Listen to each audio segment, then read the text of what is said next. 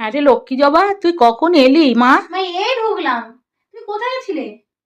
ওই তো আমি একটু ওই তামাক নিয়ে দাঁত মাজতে গেছিলাম। বৌদিকে বলছি মাকে ডেকে দাও, সে বলছে আমি পারবো না। তার জন্য যত হিংসা আমাকে নিয়ে। যাই ছাড়ো, শোনো না, আমি বলছি তোমার জামাই তোমার জন্য শাড়ি পাঠিয়েছে, দেখো পছন্দ হয়েছে।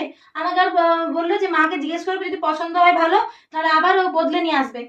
হঠাৎ করে মা কিসের শাড়ি? এখন কিছু তো যোগ নেই, শুধু শুধু শাড়ি কেনার কি যুক্তি ছিল? তুমি কি তোমার জামাইকে চিনো নি? সে তো নিজের মায়ের থেকে তোমাকে বেশি ভালোবাসে। সে না, বলছে শাশুড়ি মাকে গিয়ে বলবে লাল শাড়ি যদি পছন্দ হয় ভালো, নাহলে বদলে দেবো। তারা ফোন করছে, আমি কি বলে দেখি। হ্যাঁ বলো। হ্যাঁ হ্যাঁ আমি চলে যাবো। এই শাড়ি, হ্যাঁ মায়ের শাড়ি খুব পছন্দ হয়েছে।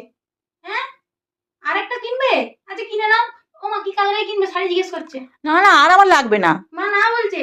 হ্যাঁ না, সে কিনবে। এবারে তোর একটা বৌদির জন্য কিন। কি কিনবে না? সে বৌদির জন্য কিনবে না? তোমার জন্য নেকলেস কিনতে গেছো?